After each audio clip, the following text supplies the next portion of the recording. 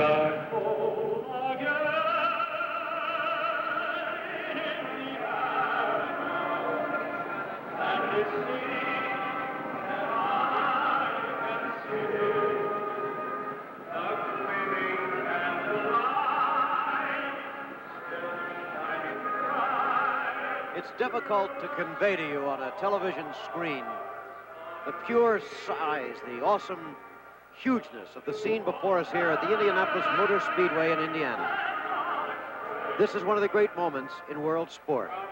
The playing of back home in Indiana before the running of the 1970 Indianapolis 500 automobile race. It's a scene of tremendous excitement and nostalgia. It's 1970 personified by the latest and fastest automobiles in the world, and it's still 1911. That was the year that it all began here. 52 times since 1911, the race has been run again. And today, it'll be Al Unser on the pole. He qualified at a speed of more than 170 miles an hour. Alongside of him, the outsider in the field, and the surprise, Johnny Rutherford. There go the balloons in the infield, the traditional sign that the Indianapolis 500 is not far away. Rounding out the first row will be A.J. Foyt. The defending champion, of course, is Mario Andretti, and all the other great drivers of American automobile racing. You'll be seeing the 1970 Indianapolis 500 today on ABC's Wide World of Sport.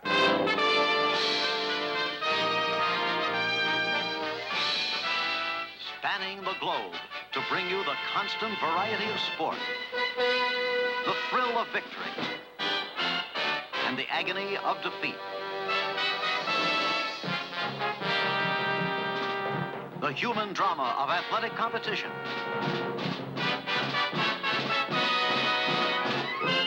This is ABC's Wide World of Sports. Back again at the Indianapolis Motor Speedway. It's still a few minutes before the start of the 1970 Indianapolis 500.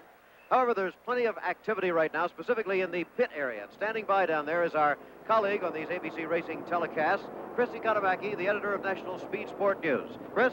And here's the defending champion of the 1969 race, Mario Andretti, with a brand new number 1 STP special. Mario, how do you like your new car? The car is performing quite well today. We're really looking for a good day. Your car owner, Andy Granatelli, has a stern look on his face. Andy, what are your thoughts right now? I'm just hoping we can repeat last year. And here's perennial Indianapolis standout, A.J. Foyt. A.J., you look calm and collected before this one.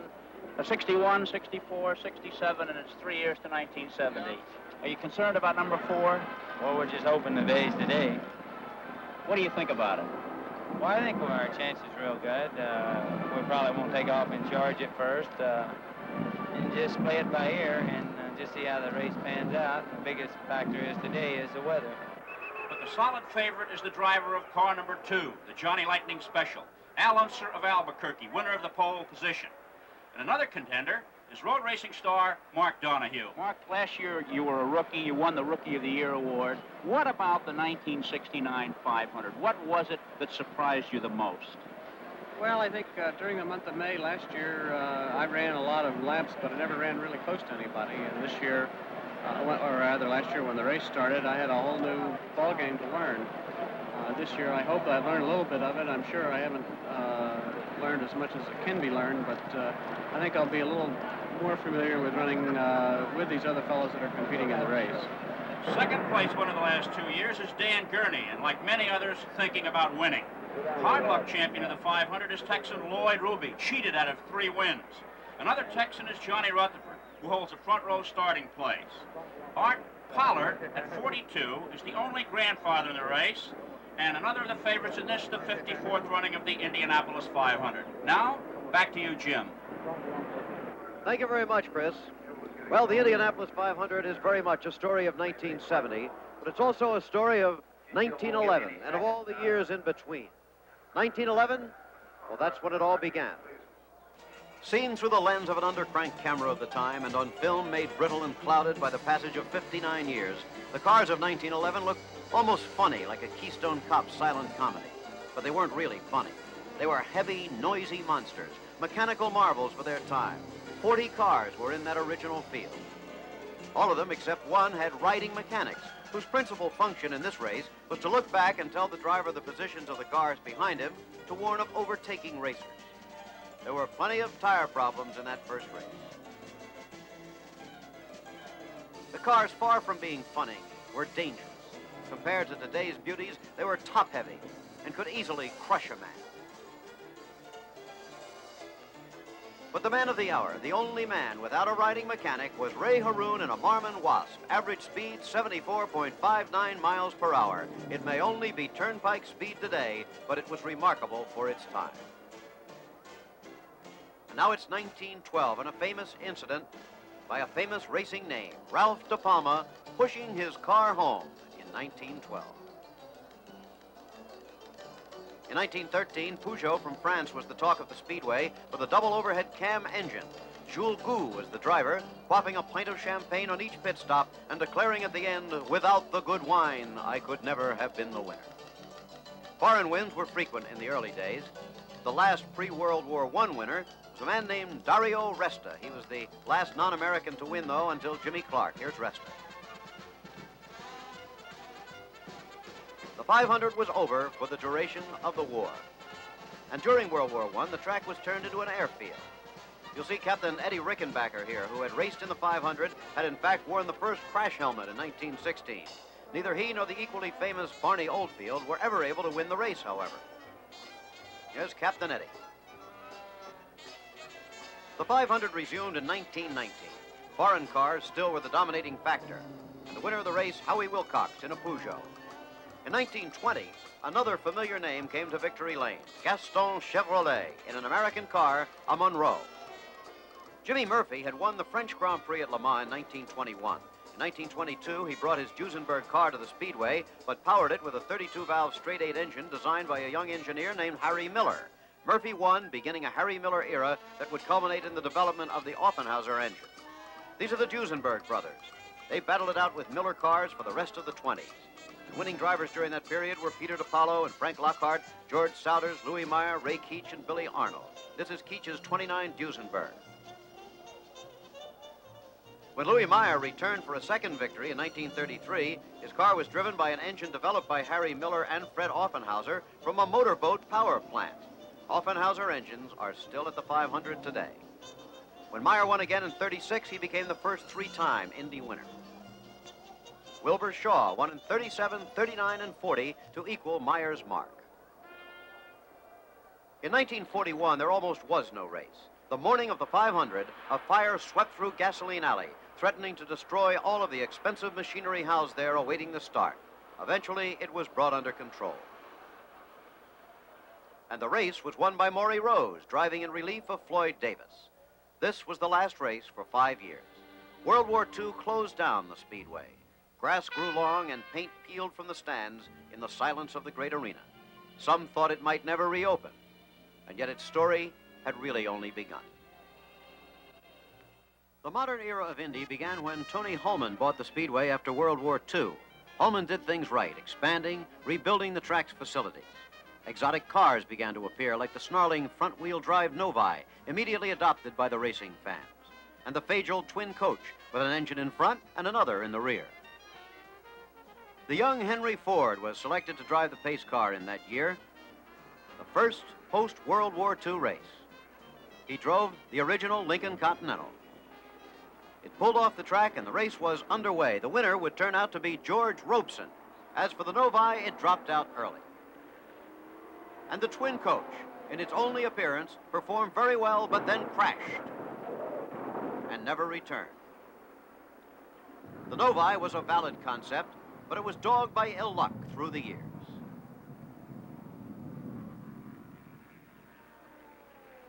In 1953, heat took a terrible toll of drivers. Only 2 men finished without relief. But 1953 also saw the emergence of a super driver at the Speedway. Bill Vukovich was his name. In that year, he outclassed his field, won the race by 3 laps. In 1954, he returned and won again. But the story had a tragic ending. You see it here the next year, Vukovich crashing and flying over the wall to his death. But the name Bill Vukovich is in the starting field this year. His son is in the 10th row.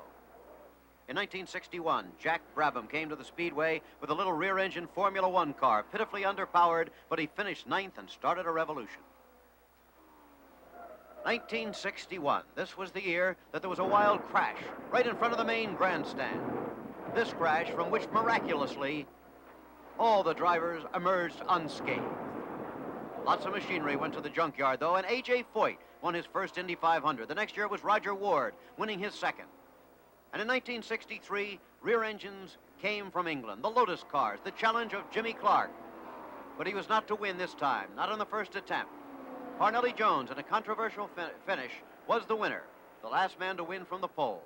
1964. This time the rear engine cars were here in force. They were 1, 2, 3 at the end of the first lap. But then disaster struck. In this fiery crash, Eddie Sachs and Dave McDonald went to their deaths. The winner was A.J. Foyt, his second Indianapolis 500. 1965, and Jimmy Clark finally did it. Won the Indianapolis 500 in a rear-engine machine. The revolution was complete.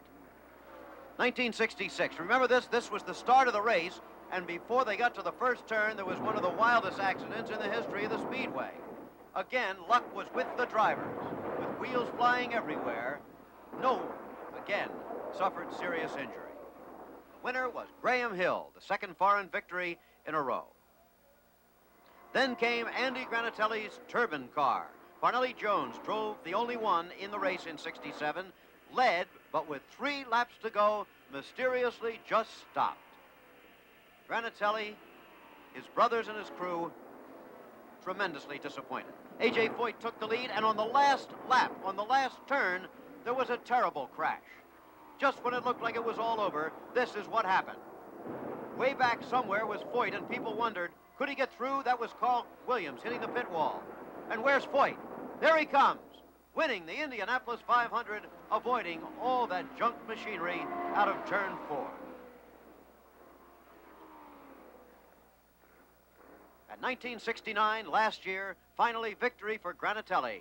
Mario Andretti was the driver and became the first winner to be kissed by the owner instead of the beauty queen. Which brings us to this moment. We're back again at the Indianapolis Motor Speedway, and right now I'm standing with a 2-time winner of this classic, often our colleague on ABC Automobile Racing broadcast, Roger Ward. Roger's assignment today is a little bit different, sort of a roving reporter, starting, interestingly enough, driving the pace car. Yes, and I'm very excited about that because this will be the first time for me on this particular assignment, and it's a pleasure to be in front of 33 such great race drivers.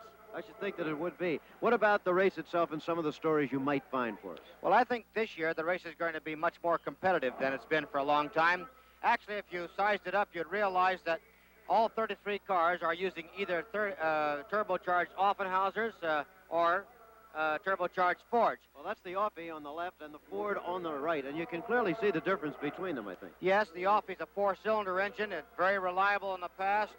Perhaps not quite as much horsepower as the Ford, but a little better right off the turns. The Ford has some additional straightaway speed, but perhaps not quite as strong coming off the turn. So you have to kind of balance that out. And I think for this reason alone, the car is so nearly horsepowered that it's going to be a very competitive race. Of course, the cars are quite equal also. The mechanics have been working with these cars for several years now and very familiar with it. So should be a great and interesting race. So the machines are pretty even. Again, at Indy, it's man against man. Roger, I think it's pace car time for you. Good luck out there. Jim, and I'm going to have to rush down there and get in the car. Okay, keep it under 170, will you? I'll do that. We'll be talking to you later. Roger Ward. Well, now we have another interesting story for you just before the race begins. The cars are in 11 rows of 3 each. But how did they get there? Well, let's find out. Certainly not by the luck of the draw. The cars, as you see them here, earned their places in a strictly defined system of qualification. It happens on 4 days over 2 weekends. On May 16th, the first day, there were 33 empty places in 11 rows of 3. Whoever would qualify fastest on that first day would win the number 1 or pole position, a good deal of prestige, and about $20,000 in prize money. All who qualify on the first day are placed on the front rows, like this. Al Unser, youngest of the racing Unsers from Albuquerque, won the pole with the fastest time, averaging 170.221 miles per hour for his 4-lap or 10-mile qualification run. He drove a turbocharged Ford engine P.J. Colt. And so he earned his place on the inside of the front row. Second fastest qualifier was a big surprise. 32-year-old Johnny Rutherford of Fort Worth was a top driver until he broke both arms in a 1966 accident. Since then, it's been a slow comeback. But he toured the course in his turbo Offenhauser Eagle car, only 8 1,000ths of a mile per hour slower than Unser, and sits in the number 2 position. Rounding out the first row is the man who seems most at home in Indy, 3-time winner A.J. Foyt. His Coyote, built by him, powered by Ford, was just 0.2 of a mile per hour off the pole. He seeks an unprecedented 4th victory here. Roger McCluskey, almost 40 years old now, has raced 8 times here, led twice, but has never finished. Clint Bronner, chief mechanic on last year's winning car, now is with McCluskey, and the car sits on the inside of the second row. Next to him is last year's rookie of the race, Mark Donahue, the sports car driving star, graduate of Brown University. And then there's the 43-year-old racing grandfather from Oregon, Art Pollard. Row 3 shows 2 former winners, Bobby Unser on the inside, winner 2 years ago. And in the middle, last year's champion, Mario Andretti. Mario's in a new car this time, made in Germany by a former American Green Beret officer named Francis McNamara. Look for car number 1 to be charging from that third row position. It's an Indy oddity, by the way, that no car has ever won from this starting spot. 9th starting position that first day went to the versatile Jimmy Malloy. All told, 17 qualified that first day. 10 more earned places the next afternoon. But according to Indy rules, they were placed behind the first day qualifiers, even though some were faster in speed. Lloyd Ruby, one of the favorites and the all-time hard luck racer at this track, blew 3 engines trying to make the field on the second day. He finally made it on the following Saturday when the field was filled out to its full number. After that came the bumping sequence. In this, a car going faster than the slowest qualifier to date replaces that car, not in its position in the lineup, but at the end of the field. Top drivers further back in the field today are Dan Gurney in the 4th row, Peter Revson, Gordon Johncock, and Joe Leonard all in the 6th. In row 9, Jack Brabham and Ruby. Ruby should be flat out from the start. And now, another of the great traditional moments here at Indy. Here's Tony Hulman for the 25th year. Gentlemen, start your engine.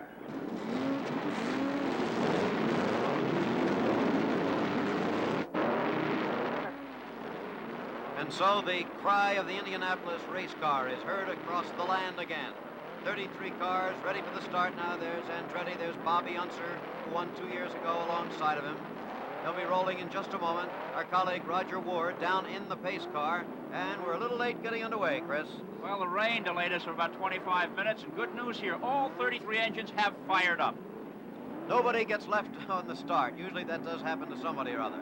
We'll be back for the actual green flag in a minute.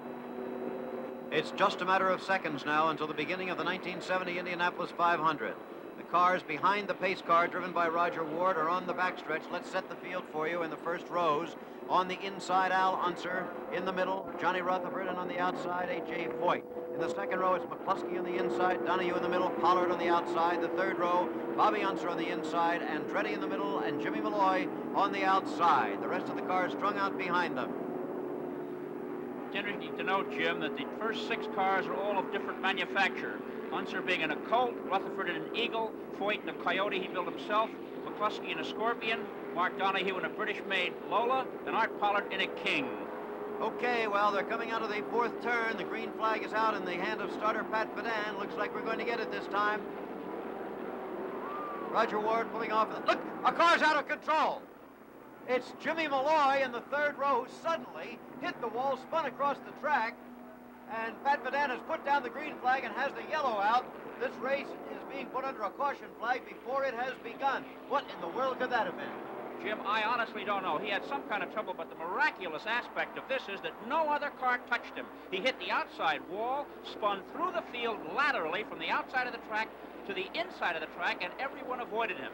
Boy, what a beautiful driving on the part of the other drivers. It certainly was, and now just 32 cars are out there, still technically on a pace lap. Let's see what happened. Here it is in slow motion, Chris. There we see the arrow indicating Malloy's car. Well, whatever it was, it sent him into the outside wall. He bounced off and came spinning across the track. It looks as though the left rear suspension is seriously damaged, and that may have been what sent him into the wall. Missing other cars just by inches. Malloy himself is okay, and there you see his car. Not too much in the way of visible damage. These other cars here are probably not aware of what has happened yet. They're going to be slowing them down as they get to the fourth turn, but they're going to have to brake pretty hard, even though they're not at racing speed. The yellow light is on around the track, Jim. Here they are, being cautioned to slow down, to move out by track workers and safety men. And now the yellow flag is being replaced by the red flag. So the 1970 Indianapolis 500 is being stopped before it has even begun. That must be a first. They've had trouble here in recent years at the beginning, and here we have it again in 1970. We hope that Malloy can get his car back into the field. The question now is whether these cars will start in their rows of three for a normal start, or whether, having been red flagged, they'll be put in single file to start. But now the word comes, they're going to line up as they did for another start. It'll be a complete restart, and the word is that Malloy's car suffered a broken right rear radius rod and is damaged to the degree that it cannot join the field on the restart. There you see the crews coming back out again. This is not very good for race cars to have to start just when they've gotten underway or are just ready to race.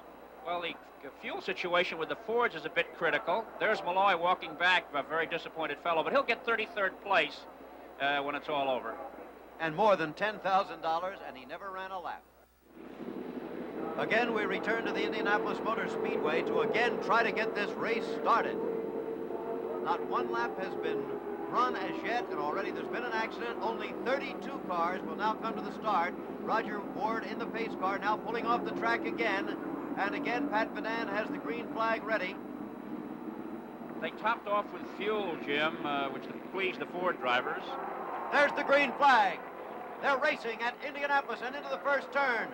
There's Johnny Rutherford in his yellow car, number 18, taking the lead. Rutherford, the outsider, who amazingly almost won the pole, is now in first place. Just behind him is Al Unser, the pole winner, and then A.J. Foyt, who is on the outside of that first row. They're the first three cars right now. Unser, however, moving out. He's going to try to pass Rutherford just as quickly. On the backstretch, Al Unser in his blue and gold Johnny Lightning Special has taken the lead. Al Unser is the leader. Rutherford is second, and Foyt is still third. The speed down the back straightaway, Jim, touches and sometimes exceeds 200 miles an hour. A good tight look at the leader and second place car. There's Unser, car number 2. And Rutherford, number 18. A.J. Foyt is car number 7. Lloyd Ruby, who started in 27th position, is going like crazy. He has already passed 10 cars on the first lap. He's going to get into it. And there you see him on the outside, passing a whole bunch of cars, but now dropping into position for the first turn again. Back to the leader, Al Unser. Ruby said he was going to charge, and charge he is, but Unser, going better now than 164 miles an hour, is starting to pull away. He is pulling out in first place, and Johnny Rutherford in second place is also moving out of the rest of the pack. There's Mario Andretti trying to pass Roger Donahue, but dropping back into position as we go up to the leader again. That number 2 car of Unser's is handling beautifully, running like it was on rails. Roger Ward is back with us at our commentary position now, having driven the pace car and having driven it exceedingly well, Roger. They liked it. Here is Lloyd Ruby again, excuse me, Chris, but Ruby continues to move up through the field. Pretty soon he's going to have all of the slower cars passed and move up among the leaders. He's trying to get by stock car driver Leroy Yarborough, and Mike Mosley is following him closely. Back up on front, the leaders remain the same, and Al Unser continues to stretch it out. All the month of May, he's been the fastest car here. Fastest in qualifying, and he's sure the fastest today in the early laps. It's a long race, though. Now there is Art Pollard moving out to try to pass A.J. Foyt for third place. Pollard right in the middle of the track, and he's got him. Mario Andretti tried to get Mark Donahue, but was shut off. So Andretti drops back into sixth place in his red STP special. Here is Art Pollard now in third place. A.J. Foyt is fourth, Donahue fifth, and Andretti sixth, and all of those cars close together. With all the talk about Ford superiority, Unser's cars are Ford, but we have 2 Offenhausers in second and third place, the machines of Rutherford and Pollard. And Lloyd Ruby there has now passed everybody but the top 9 cars. He's passed all of the slower machines and will soon be challenging, it looks like. He's got that mongoose really rolling. Lloyd Ruby, the hard luck man, could have won the race last year and the year before. Blew 3 engines on one day of qualifying here, but he's back in the thick of it. And now we're back up to that battle for 3rd place. It's Pollard, and then Foyt, and then Donahue in the blue car, and Andretti. And behind him we have Bobby Unser, and there's Dan Gurney, then Roger McCluskey. Those are your lead cars at the moment. As I said, Roger Ward, you had a nice ride in the pace car, it looked like. Well, I certainly did, Jim. As a matter of fact, I had to work a little overtime, but it was enjoyable. Okay, well, the man having perhaps not an enjoyable, but certainly an exciting ride right now is Lloyd Ruby. Jim, in Ruby's pit are the astronauts Pete Conrad and Dick Gordon from the Apollo 12 mission, and are they ever tickled to see the way he's going? Well, he certainly has done a tremendous job of driving up to this point, but now the work really begins. He's passed most of the slower automobiles. Now he has to catch the lead, and of course, from now on, every pass he makes will really be difficult because the drivers are really tough drivers. Okay, now again, we're back to that battle for 3rd place. There's Art Pollard, who is 3rd, the racing grandfather from Medford, Oregon. But he's still very closely pursued. A.J. Foyt in 4th position, then Mark Donahue in car number 66, Mario Andretti, the defending champion, in car number 1, then Bobby Unser, then Dan Gurney, Roger McCluskey, and Lloyd Ruby is in 10th position. Greg Weld is pulling off the track. There's the first retirement, aside from Malloy, who crashed before the race began in the 1970 Indianapolis 500. Looks as though his engine went, and he's the 2nd man out, as you say, Jim. Back to the racing, however. There is Foyt, there's Donahue and Andretti, and there Bobby Unser, who won 2 years ago. Remember, his brother is leading the race up in front. Lloyd Ruby, will repeat, is in 10th position. He started 27th. And he's never won the Indianapolis 500. Here's the way they stand. Unser, Rutherford, Pollard, Foyt, Donahue, Andretti, the other Unser, Gurney, McCluskey, and Ruby, and back in a minute. We return again to the Indianapolis Motor Speedway. This is Jim McKay reporting along with Chrissy Kanamaki and Roger Ward. And look at the crowd. They're estimated at 300,000 here at Indianapolis this afternoon. Some 225,000 of them actually seated.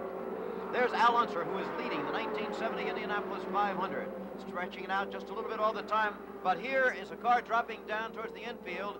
That is number 20, the car that won this race last year. This is the Hawk of Mario Andretti that he won with last season, today being driven by George Falmer, but it looks like Falmer has had it for the afternoon. He's the 3rd man out after Malloy and Weld, Jim. Bobby Unser has now moved up into 3rd place, by the way, ahead of Art Pollard, and behind those 2 cars comes A.J. Foyt, Mario Andretti there, Roger McCluskey, Mark Donahue, Lloyd Ruby, now in 9th place, and Dan Gurney rounding out the top 10. There you see Foyt, number 7, number 1 is Andretti, and then McCluskey, number 11, who has been making as if he might like to pass Mario Andretti. You can see they're very, very close together. There's Lloyd Ruby moving out again, down towards the inside, trying to get past Mark Donahue, and here's McCluskey moving out on Andretti. McCluskey very quickly getting by Andretti, and now Ruby gets by Donahue. Lloyd Ruby, who started in the 9th row, is now in 8th position in the race. We asked him earlier how he planned to drive these early laps. That'd be hard to say because all them cars up in front of me, they don't know where they're going. Sure, I don't, but the only thing I do is just try to work my way up to them and try to stay clear of all of them and try to get towards the front because it's really no time to wait back there because starting that far back, you wait, they get strung out. They'll be really strung out and they'll be so far in front of you, never would catch them. Well, that was Lloyd Ruby before the race, and he has sure done what he said he was trying to do, get going early in the race. Here he is now challenging Mario Andretti for 7th place. Right at the bottom of your screen. There they are. He's got him. Lloyd Ruby moving into 7th place ahead of Mario Andretti, and up ahead of them, there's quite a battle between Foyt and McCluskey. There's Lloyd Ruby, though, in the red, white, and blue Bill Daniels Cablevision Special. from the 9th row up into 7th place and still moving fast. There is McCluskey trying to take A.J. Foyt. The white car is McCluskey, and he's got him. McCluskey passing Foyt for 5th position in this race. And Lloyd Ruby now is moving up on A.J. Foyt. What a tremendous virtuoso driving performance we're seeing here this afternoon. There's never been anything quite like it at Indianapolis. Lloyd Ruby, remember, has never won this race. 3 times before, he had a good shot at it. And now here he comes, trying to pass A.J. There's Ruby down on the inside, and he's got Foyt. He's moved into 6th place. He's matching the speed of the leader, Jim, running over 164. And now he tries for Roger McCluskey. Lloyd Ruby after another veteran, 40-year-old Roger McCluskey. This could put him into 5th position in the race, and then there will only be 4 to pass. And here he comes. Ruby right alongside McCluskey, and he's got him going into the first turn.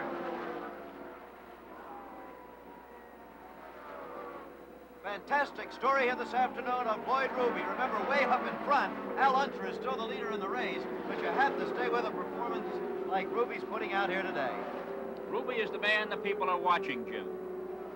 Top 10 right now, Al Unser the leader, Johnny Rutherford second, and Bobby Unser, Art Pollard. And here is McCluskey repassing Lloyd Ruby. So for the first time today, somebody has actually passed Ruby. It's Al Unser, Rutherford, Bobby Unser, Pollard, McCluskey, Ruby, Foyt, Andretti, Donahue, and Gurney. And then McCluskey and Ruby, they know one another's idiosyncrasies and have great respect. There's going to be a ding-dong duel here for that position between these two Southwesterners. Ruby, incidentally, is driving a year-old automobile built for car owner Gene White by Dave Laycock here in Indianapolis. He decided against using his new car. Art Pollard, up to 3rd place earlier, is now out of it with apparently engine trouble in his number 10 car. Tough break for the Argon driver. Car number 10, Art Pollard, has indeed had it for the afternoon. No question about this. When you see smoke pouring out of the engine and Art out of the car, the safety crews out instantly, as they always are here at Indianapolis. And the yellow flag has been brought out, and into the pits comes Mario Andretti. This is pretty early, even though the yellow's out. It certainly is. As a matter of fact, this is entirely too early to be a regularly scheduled pit stop, so he has to have some kind of a problem. It looks as though they're working on the front of the automobile. Apparently, the body must have come loose and was flapping in the breeze, and Mario taking advantage of the yellow flag to try to get it fixed as rapidly as possible. They are also refueling the automobile while he's in there. Okay, but this makes it certain. Apparently, he'll have to take 4 pit stops, and that's going to be real trouble for Mario. Chris Economiki's down in the pits there with Andy Granatelli. Chris? What was that pit stop for Mario? The Zeus button on the hood and the nose cone got loose. Think it's going to hurt his chances? No. Quick pit stop for Mario Andretti. A hood button came loose and had to be refastened. While he was in, he took on fuel. And so Al Unser continues to lead the Indianapolis 500. The green flag is out again at Indianapolis. Al Unser, the leader, into the first turn as Pat Finan gives them the flag. Unser with a comfortable lead, remember, over 2nd place Johnny Rutherford, and then the rest of the top 10 battling it out behind them. There's 4 rookies in the field this year, Jim. Greg Weld, who's out of it already, Rick Muther, Dick Simon, and Donnie Allison, who's driving one of 4 A.J. Foyt entered cars in the competition. And the 3 remaining rookies seem to be doing quite well in the staying out of trouble department. Well, of course, by the time a rookie comes to Indianapolis, he is really not what you would consider a rookie, because he has done a tremendous amount of racing. In fact, most of these men would have at one time or another competed against the men here at Indianapolis. So actually, they know pretty well what to expect out of these drivers. Ruby is in his 11th Indianapolis 500, and A.J. is in his 13th 500. Between them, 24 Indianapolis starts, the most experienced men in the field. One thing that is helping Lloyd a great deal is the fact that his crew is giving him the time difference between himself and the leader, Al Unser. So he knows exactly where he is in regard to the lead, and he's trying to maintain that and not drop back any, and actually has been able to do it, which, and this will inspire a driver. I think this is one of the things that's kept him going as hard as he has. The fact that there's a few cars between he and the leader doesn't seem to matter to the pit crew then, Roger? It certainly doesn't. Boy, the traffic is all heavy. It seems to be centered on one side of the track. And look at the action going in here. Whoa, and that is known as closing the gate in racing parlance, but Ruby handled it beautifully, went a little bit wide, and that must be a nerve-shattering experience. It certainly is, but you can tell how beautifully his car is handling. When a man goes into the turn that hard, slides clear out of the group, and still able to save it, you know that his car is really performing and handling beautifully. Tremendous competition and heavy traffic on the straightaway here. Ruby and A.J. Foyt battling through traffic. George Snyder, number 84, one of Foyt's other drivers, a lap down.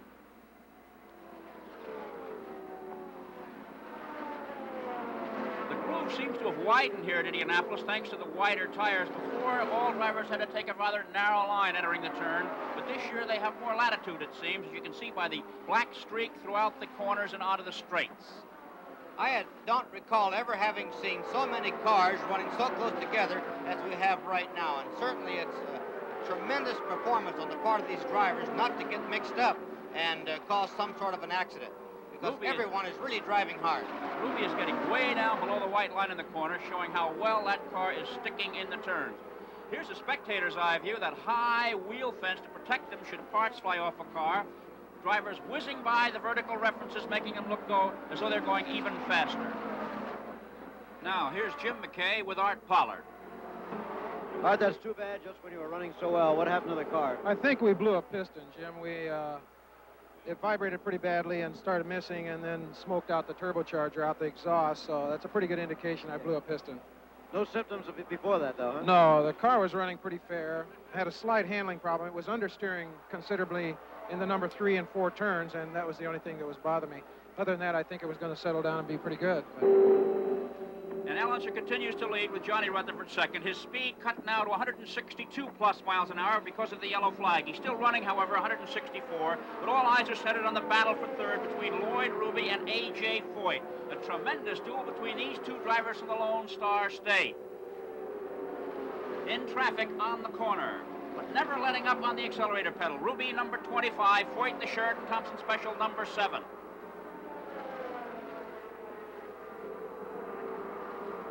Tremendous Indy 500 Classic, the 54th running of this America's greatest race, and a record crowd looking on at some exciting competition here. Al Unser is the second car on the screen. He's the leader, coming down the back straightaway, and in second place is Johnny Rutherford. And here's Jim. Let's take a look at the relationship between the first and second place car, Chris. There is Al Unser in car number 2, the second car on your screen at the moment. And now as we look back, there goes the leader, and here is the second place car, Johnny Rutherford. As you can see, he's still well within striking distance. But the battle goes on between Foyt and Ruby, and there's Foyt moving down to the inside, trying to take Lloyd Ruby for third place in the race, but being shut off by Lloyd this time. Wild and woolly, isn't it? It certainly is. One of the wildest races I've ever seen. You know, we've always talked about drafting down in the south, the stock cars, but actually it's become quite important here at Indianapolis because the cars have been improved aerodynamically. And the idea is to hold the car down in the turn, but it slows the cars down the straightaway a little bit. So now with drafting, they can actually pick that speed back up again, and it does help to pass. And now A.J. Foyt is in third place, ahead of Lloyd Ruby, car number 7, leading car number 25. A tremendous battle between two of the most experienced and capable drivers in the world for third place. And into the pits comes Dan Gurney. This looks like the first routine pit stop of the afternoon, but it's a little bit early, about 4 laps earlier than most of the drivers have been hoping for. And now here's another car out of the race. This is Gordon Johncock in car number 5, Jim Gilmore's Gilmore Broadcasting Special. Well, Jim still has one car left. Jack Brabham is racing under his colors this year, too. Al Unser in car number 2 is breezing along with the breeze at the Indianapolis Motor Speedway. He is leading by a comfortable margin in the 1970 Indianapolis 500. Over second place, Johnny Rutherford and the rest of the field. Unser in the California-built P.J. Colt car, owned by Parnelli Jones, who, by the way, was the last man to win this race from the pole position. And Unser is possibly in the process of doing exactly that right now. Car number 7 there, however, is A.J. Foyt, and there's number 25, Lloyd Ruby. They're still battling it out for third place in the race. The orange car of Foyt, the red, white, and blue, number 25 of Lloyd Ruby. And it looks like there may be some smoke coming out of Ruby's car just a little bit. but it could mean something. Into the pits right now is the lead car, however. This is Al Unser, and just past him goes Johnny Rutherford. The number 1 and 2 cars are in the pits, and we're timing Al Unser. These are the routine stops, Jim, for fuel that should come at 50, 100, and 150 laps. Rutherford's crew putting in fuel in the offie. They're taking on some 65 to 70 gallons of alcohol during these very brief stops. And there goes Unser out in 20 and 1/10 seconds. Very quick. Wow, that really is a fast one. George Bignotti really knows how to run a pit crew. Al Unser right back out again, but Rutherford is not out. Now they're pushing the car, having a little trouble getting it started. Lloyd Ruby is definitely smoking. Let's keep a close eye on that car, the man who moved all the way from the 9th row up into 3rd place. Rutherford is completely stalled, as you can see, and they're going to have to restart the car. They have to put the starter motor back in, and Mike Devon and the Patrick Petroleum crew are getting a tough break right here because he'll most certainly lose his contending position. All right, the lead car technically in the race is A.J. Foyt right now, closely followed by Lloyd Ruby. They're running 1st and 2nd because of the pit stops by the cars that work. And, however, look at that smoke. This is the most significant thing at the moment, coming out of Ruby's car. 3 out of the past 4 500s, Ruby has virtually had the race won when some unlikely mechanical problem manifested itself. And here again, whatever it is, it looks as though the snake may have bitten again. Well, at the moment, A.J. Foyt is going to come into the pits, and Ruby takes the lead, but at the same moment, he's getting the black flag. I've never seen that before. As he took the lead in the race because of Foyt coming in, Ruby got the black flag from starter Pat Vidan, and is going to have to come into the pits. And the drama is compounded here in Indianapolis. Foyt is taking on right side tires, and that's his father, A.J. Foyt Sr., on the right rear wheel. Now, the other drivers haven't changed tires. This is a surprise for A.J. Foyt. But out on the track, Lloyd Ruby is coming around, and he must come in, because when you're given the black flag, that is an order from the officials to come into the pits and find out what the source of your trouble is. 26 and 2/10 seconds. He's given away 6 seconds to Al Unser, Jim. And here is Lloyd Ruby into the pits. However, it's kind of convenient. He'd be due in pretty soon anyway, wouldn't he? The black flag came at the most opportune time a black flag could come, Jim. And they're checking over the transmission gearbox section of the car, which seems to be covered with smoking oil. At this moment, technically, the leader in the race is Mark Donahue, who has not yet made his pit stop, and Jack Brabham, who is also due for a pit stop, is technically 2nd. However, Al Unser had a real quick one, as you know, and when all the pit stops are completed, should still be the leader. The man with the headset is the United States Auto Club official who's examining the car. Will be his decision as to whether or not that car can continue in the competition. And Mark Donahue just went past there a moment ago. He's in the pits now. Al Unser back out on the track at the moment, but Jack Brabham technically is the leader. Ruby is going to try it again. And the fans are giving him a big cheer. Jim, what I think is going to happen here is they've sent Lloyd back out on the racetrack. They probably know now what the problem is, and they'll probably bring him back in 2 or 3 laps with the proper equipment to fix it. Well, there is Donahue, finished his pit stop, but he is not the leader now. Jack Brabham is the leader. The standings are really shuffled now, Jim. Well, here comes Jack Brabham in the Gilmore Broadcasting Special number 32, and this means as he takes a pit stop that there's the black flag again for Ruby. They'll bring him in again, but Al Unser is again the leader in the race. And now Ruby's car is smoking up, and it's burst into flame. It was a kind of an explosion back there, and then flames. Roger, you have any idea what it is? Well, it looked to me as though the rear end or the gearbox in the back of the automobile exploded. And, of course, Lloyd does not know that that automobile is burning like that. Actually, there's fuel very close to that fire. And if he knew it was burning, I'm certain he'd get it off the racetrack and get out of it in a hurry. But Lady Luck has deserted Lloyd Ruby yet again at Indianapolis. His fortunes here are almost unbelievable, and into the record book goes another strange first for him, getting black flagged at the same instant that he took the lead. Into the infield now, and Lloyd Ruby is finished for at least another season. Yellow flag out on the race course. There has been some question as to whether Lloyd might be nearing retirement time, so conceivably it could be his last 500. We must say a good word here for the fire protection crew. They sure do a job at Indy. Back in a minute. This is Jim McKay with Chris Economaki and Roger Ward. The leader in the race is still Al Unser. A.J. Foyt 2nd, and now Joe Leonard is 3rd. At the moment, I'm in Gasoline Alley, trying to get a word with Lloyd Ruby, who so disappointingly dropped out. Lloyd, what Lady Luck come up with this time? As far as I know, the rear end let go. It's evidently was losing a little oil, and they brought me in, black flagged me once, and they checked it over, and went back out and run a few laps, and evidently it was the rear end let go. Well, you were going so great at that time. The car was working real beautiful, just one of them things. What are racing conditions like out there? Oh, it's a little bit slick, but the car was working real good. I believe I was working as good as anybody in the turns. We wasn't running down the straightaway real good, but we was making up the difference. Will you be back next year? I hope so. But at the moment, it's that long, solitary walk back to the garage for Lloyd Ruby, the hard luck man from Texas. Let's go back out to Chris now. Al Unser still leads in the number 2 car. Prior to his first pit stop, he pocketed $6,200 in lap money for here in Indianapolis. $150 goes to the leader of each lap. And here's the signal that he has 6 seconds on A.J. Foyt, which means that A.J. is closing because Al was 6 seconds ahead of Foyt on the pit stops.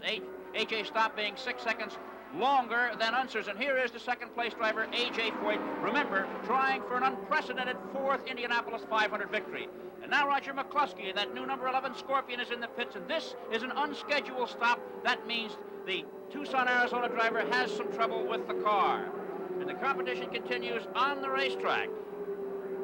Joe Leonard, who made a fine pit stop, moved to 3rd, wants it A.J. Foyt, and he's mixing it with Jack Brabham. He can't get by the Australian driving number 32. Leonard is Al Unser's teammate. There's nothing they'd like better than a 1-2 positioning at this point of the competition. So Leonard again trying to get by the driver from Australia, the only driver in the race that owns and drives his own car. And it looks as though Roger McCluskey is out of it. Here's Jim with Roger.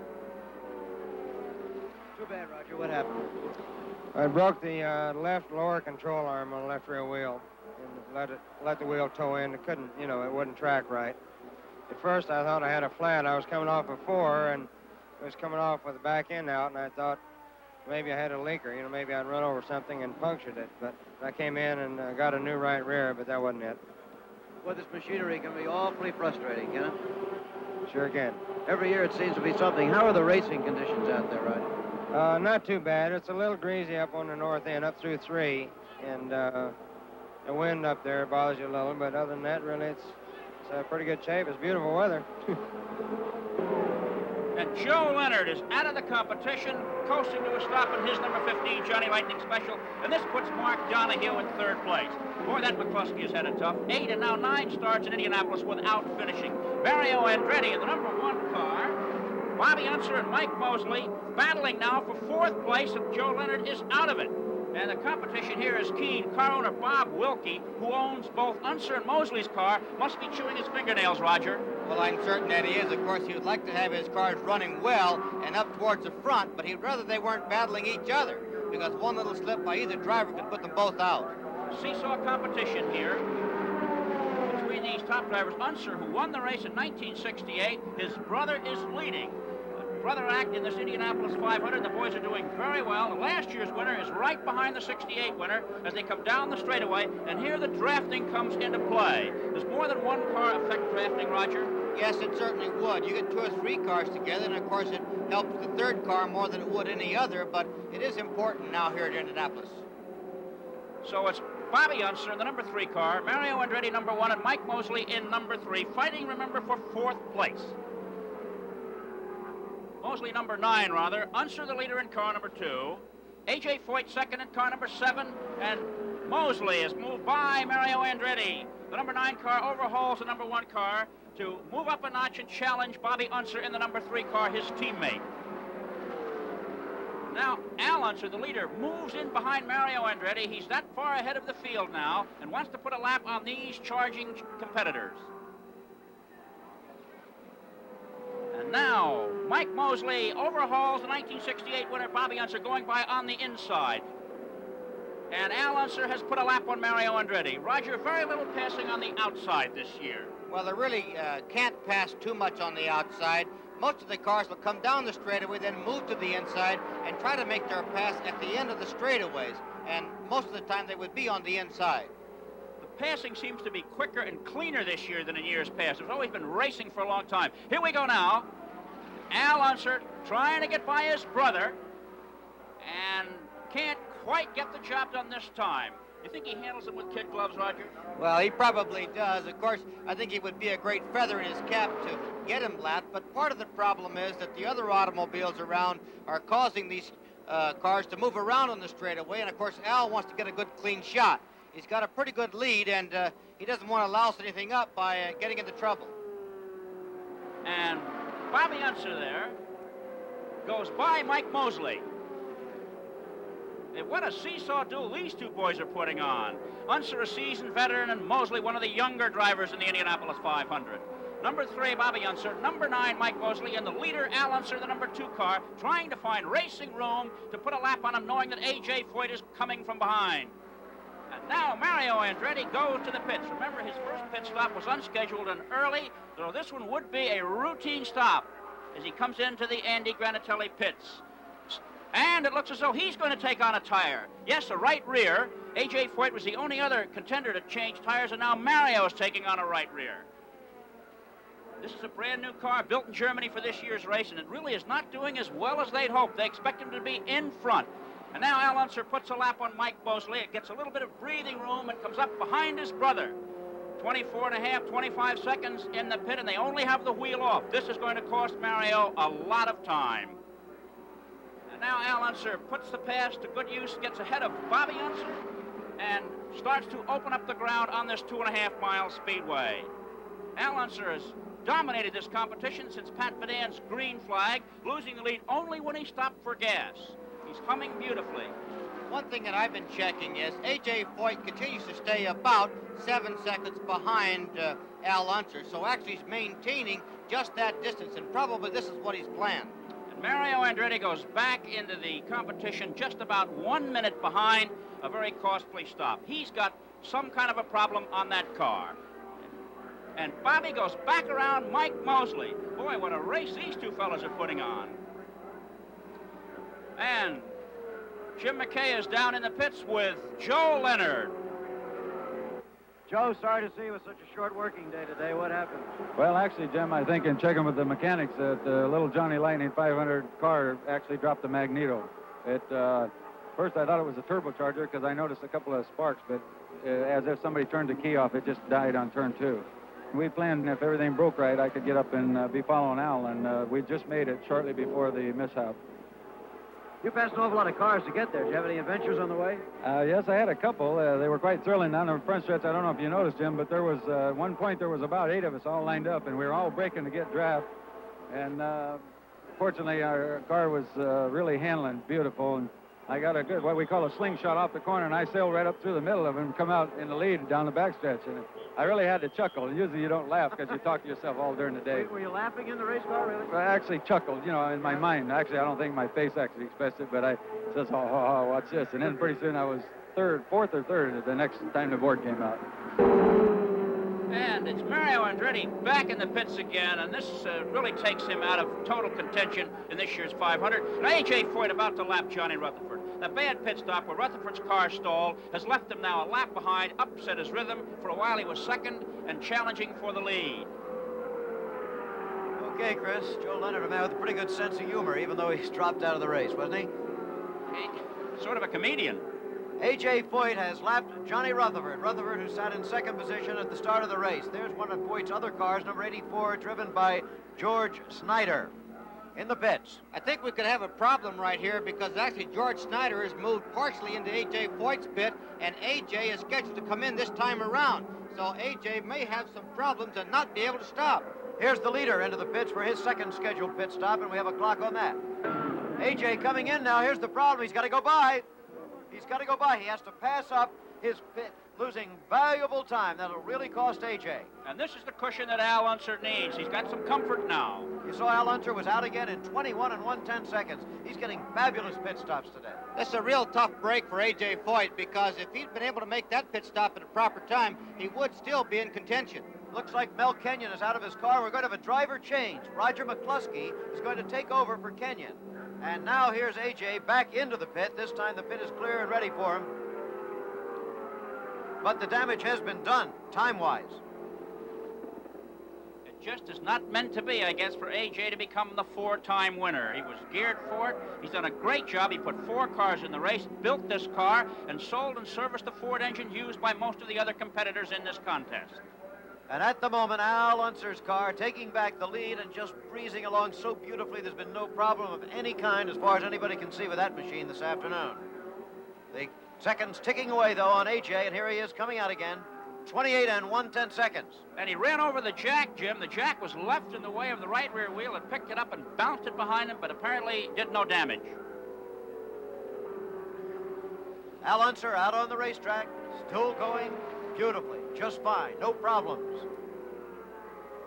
For the younger of the Unser brothers. Here into the pits comes number 66. This is Mark Donahue, the road racing star. Going very well. He was the Rookie of the Year last year. Roger Penske's the owner of this car, and they've done a fine job in turning out a wonderfully prepared machine. He's in second place, or was when he came into the pits. Watch the clock. See how good a stop they get on this Roger Penske managed car. Mark Donahue out in 24 and 3/10 seconds. The race goes on at Indianapolis. Again, we return to Indianapolis, where Al Unser in that beautiful number 2 car is apparently breezing to victory. Right now, he's trying to put yet another lap on last year's winner, Mario Andretti, in car number 1. Tremendous performance by the younger of the racing Unsers. There's Parnelli Jones in the pit. He's the team manager and half owner of this car, along with his partner, Val Militich. And there he puts the lap on Andretti. Quick reminder here that next weekend is another big weekend for racing on ABC. On Saturday on Wide World, it'll be the 24 Hours of Le Mans, live by satellite from Le Mans, France. Again, we return to Indianapolis, where Al Unser in that beautiful number 2 car is apparently breezing to victory. Right now, he's trying to put yet another lap on last year's winner, Mario Andretti, in car number 1. Tremendous performance by the younger of the racing Unsers. There's Parnelli Jones in the pit. He's the team manager and half owner of this car, along with his partner, Val Militich. And there he puts the lap on Andretti. Quick reminder here that next weekend is another big weekend for racing on ABC. On Saturday on Wide World, it'll be the 24 Hours of Le Mans, live by satellite from Le Mans, France. And on Sunday, also live in ABC's Championship Auto Racing Series, the first race of the season in the Can-Am Series from Motorsport Canada, and interspersed with that will be a report on the finish at Le Mans. Right now, however, it's Al Unser way out in front of the second place car, A.J. Foyt in car number 7, who's about 35 seconds behind. Chris is now down with Johnny Rutherford. Let's go down there. Well, Johnny, you're out of it with exhaust header troubles, but you were the first leader of the 1970 Indianapolis 500-mile race. You said before the race you were a charger. Did you let Al Unser go by, or did he outrace you? He just flat out raced me. There's a situation here with the drafts, and I knew if I let it into the first turn, that he would probably pick me up down the back straightaway. I did expect a little more of a tussle out of AJ, but he did just what he said he was going to do, stick a higher gear in the car and try to go for the length of the thing. So it's working out good for him, and of course Al, he's running beautifully. The car looks real good, and I just hate that we're out of it now. Well, John, you had trouble in your early pit stop. Your engine died, didn't it?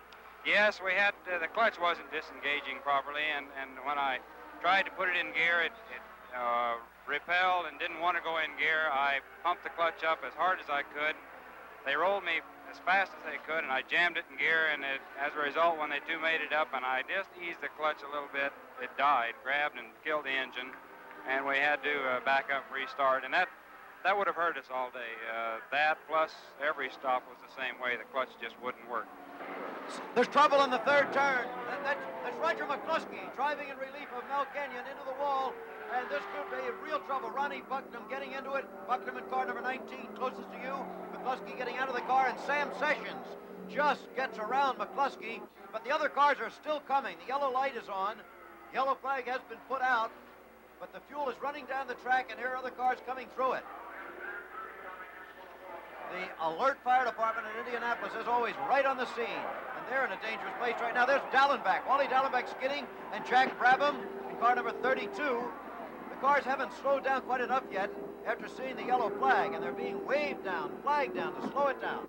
Part of the problem here, of course, is the fact that that fire is not visible, and these drivers are driving through that burning fuel, which is on fire, and of course creates a very dangerous situation.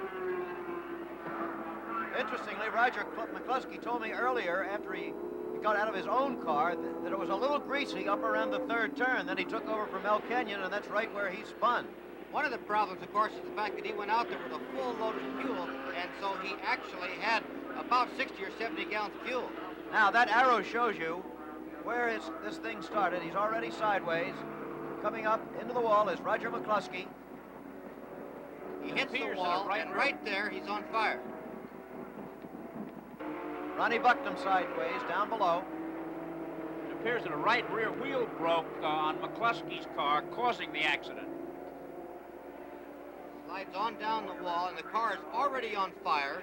The right rear wheel, of course, comes off the automobile. Buckman sliding into the area of fuel that's already on fire. And Sammy Session coming in here really does a tremendous job. Well, we'll see Sam come in now. There is McCluskey getting out of the car, and Bucknam near you. And here comes Sam Sessions. He backs into the wall, then the car takes off again. He's just barely able to turn around the car that Roger McCluskey is trying to get out of. And around. Now Buckman's car down into the infield, out of the way. Beautiful driving by Sammy Sessions there, all right. Avoiding Roger McCluskey as he got out of the car that started the whole thing. There you see them cleaning things up under the yellow flag. Everything under control now, but it is slowing down the race, of course, with Al Unser still way ahead. The visibility, Jim, is getting bad at this accident scene now. There is what's left of Roger McCluskey's car. What's that cost altogether, Chris? It's about $60,000 worth of burned up coyote. And here's Dan Gurney. Gurney, who has been running fourth in the race, seems to be stopping. He's had trouble all month long with that Olsenite Eagle. He had to take the wings off of it. It looks as though it may be starving for fuel. Well, he's starting it up again now. What do you think could have been, Roger? Well, possibly having to stop as quickly as he did coming around to that accident scene, he might have run the fuel away from the pickup, and it could be out, and then as he gets going slow enough, the fuel runs back to the pickup and was able to get going. In the closing laps, Al Unser of Albuquerque, New Mexico, has at least one full lap on every car in the field except the second place car of A.J. Foyt, and he's trying to put a lap on him right now. That's Foyt in front, Unser just behind him. Oops. Jim, there's a car that's blowing its engine on the back straightaway. I believe it's Jack Brabham, a tough break for a guy who's really driven a great race today. Jack Brabham, who started the rear engine revolution here in 1961, has blown his engine after running in the top 10 all day. But it's still Al Unser chasing A.J. Foyt, trying to put a lap on him. Jim, we've got some new names in the top 10. Rookie Donnie Allison from the stock car ranks has moved into the top 10, and Jim McElreath, who started 33rd and last, is in there, as is rookie Rick Muther. And now Al Unser has put that lap on A.J. Foyt, so there's nobody on the same lap with the leader. However, there's a real race for second right now. A.J. Foyt is closely pursued by Mark Donohue in car number 66, and they're both on the same lap, both within feet of each other now. Big money riding on second place here at Indy. The speed of Unser for the race has dropped to 156.7 after an over 160 ride right from the start. That yellow flag did it. And now Mark Donohue has taken A.J. Foyt and has moved into second place. Is now trying to get back on the same lap with Unser. And seems to be closing the distance on him a little bit. Actually, the crew for Al Unser has given him the easy sign, and he has obeyed that sign. He's reduced his speed substantially, so it is possible that some of these other cars could unlap themselves. Okay, it is Mark Donohue right now doing exactly that, getting on the same lap with Al Unser. So, now we have two cars on the same lap, but just by a matter of feet. Of course, A.J. Foyt is still right behind Al, and he could conceivably unlap himself also. Okay, and Foyt, of course, is still locked in a battle for second place with Donohue. And here comes Foyt, dropping down to the inside, and just about to unlap himself. He's now back on the same lap with the leader. 3 cars on the same lap. A yellow flag now, Jim, would enable these two fellows to go around and make up most of this lap. So Unser's really allowing himself to be put in a precarious position. By taking it easy, in a sense, then, he's playing it kind of dangerously. Now, here's a different signal. From the pits, they're telling him to speed it up a little bit. They can't write "not that easy" on the pit board. Now Jones seems to want his driver back out in front. Actually, what I think is he doesn't want his car behind these automobiles. In the event that anything should happen to them, he wouldn't be involved in an accident or something. So he probably wants them to move up and put another lap on these cars. And of course, that would also ensure that they could not close up on Al if there were another yellow flag. Okay, well, there is A.J. right behind Mark Donahue. A tremendous battle for second. Remember, it's Al Unser the leader, Donahue second, A.J. Foyt third, Donnie Allison is now fourth, and Jim McElreath is fifth. Jim, 20 of the 33 starting cars are out of the competition. We only have 13 machines left on this speedway. Boy, A.J. Foyt just loves to race. He came here looking for his 4th Indy victory today. He won't get that, but he'd sure like to have second place from young Mark Donahue, the Ivy League man in the field, graduate of Brown University. It's A.J. slowing down. Something's happened to his car. An 11th hour problem for A.J. Foyt. What a tough break for this great competitor from Houston. His 4th victory out the window. Now it's a question of whether or not he'll finish at all. Here is Al Unser, the leader. And in another part of the track, we noticed that Bobby Unser has also slowed down. That's another one of the leaders dropping back. This moves Dan Gurney into 3rd place behind Mark Donahue. A tough break for Bobby Unser because he's been in the top all race long. And there you see the white flag. That means 1 lap for the leader, 1 lap for Al Unser. 3 Unser brothers have raced here in Indianapolis. One, Jerry, was killed in an accident in the late 50s. Bobby Unser won the race 2 years ago. And now, by completing this lap, Al, who celebrated his 31st birthday just yesterday, can complete the first brother act in victory at Indianapolis. Foyt is hanging on, Jim, running low on the track. He's going to finish. But it appears it will be Al Unser the winner right here, the Johnny Lightning Special, with Mark Donahue second and Dan Gurney third, Donnie Allison fourth, and Jim McElreath fifth. Foyt's car's going extremely slow on the track. He's being passed by many cars, Jim. The crowd of more than 300,000 on their feet now, paying tribute to the apparent victor. There's the checkered flag. He takes it, and it's all over. Al Unser has won the 1970 Indianapolis 500, the crowning glory of a race driver's career. And there's his pit crew. You know, Jim, there's been talk all week long of the first $1 million purse here at Indianapolis. And if that should come true, Unser stands to win close to $275,000. That would make it easily the richest sporting event in the world. And there goes the crew running for victory lane. We'll be back for a word with the winner. Hey, I'm sorry to intrude here, but it seems to be the only place to get. If you look at that camera, Al, you have won the Indianapolis 500. First of all, can you put your reactions to that great achievement into words, and are they any different than you thought they might be? Well, Jim, I really don't know if it's really true yet or not. I'm so excited right now that I think it'll probably take me 2 or 3 days to really get a hold of myself, and Cornelli and my wife keep telling me that I won it, so maybe I can get over it. Yeah, well, it's sure a little different result than last year, huh? Yes, it is. How's the leg? It's very good. In fact, it came through today with flying colors. Well, here's Al's wife, Wanda. Congratulations to you. Thank you very much. And you have any words for your reaction? I've got the same ones he does. I can't believe it. And sitting next... Yes, sir. I would like to say hello to my kids in Albuquerque. They're watching today, and Mary and Debbie and Al, I think that they'll be real happy over this. I'm sure of that. Sitting next to Wanda is the last man able to win the pole on the race on the same day. Owner of the car, Parnelli Jones. Congratulations again. Well, thank you. It's really a pleasure. I'll tell you, it's just as much fun winning as a car owner as it is a driver. There's one other person we must have a word with. Mrs. Unser, congratulations. Isn't that wonderful? Will you tell me one thing? How in the world, when you're sitting up there in the stands, I've watched you many times, do you maintain what appears to be your composure all the time? Well, you just do it because you have to. Yeah. okay. Is there going to be a little chili cooked up tomorrow? Or? No. Steaks and lobster. Steaks and lobsters tomorrow for the Unsers. Congratulations again to all of you.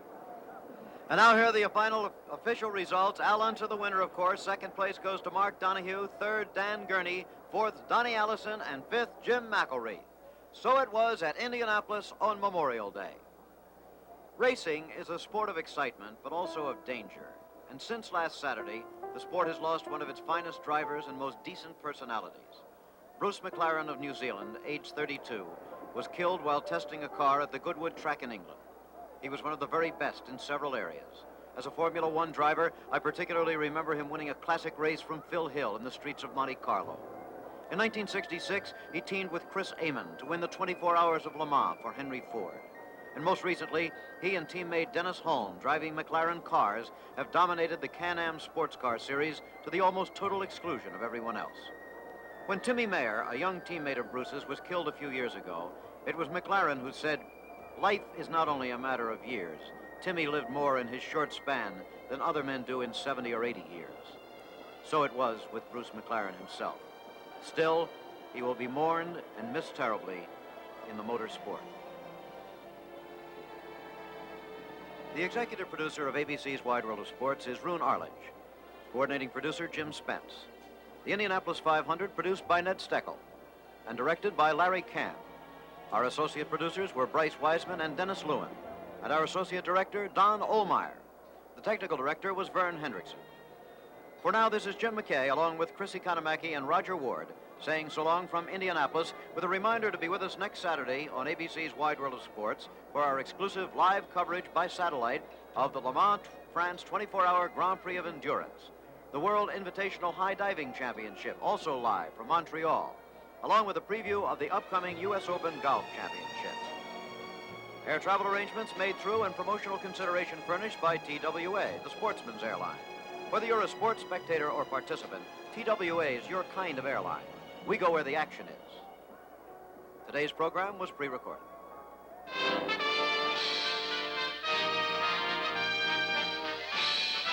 Spanning the globe to bring you the constant variety of sport, the thrill of victory, and the agony of defeat. The human drama of athletic competition.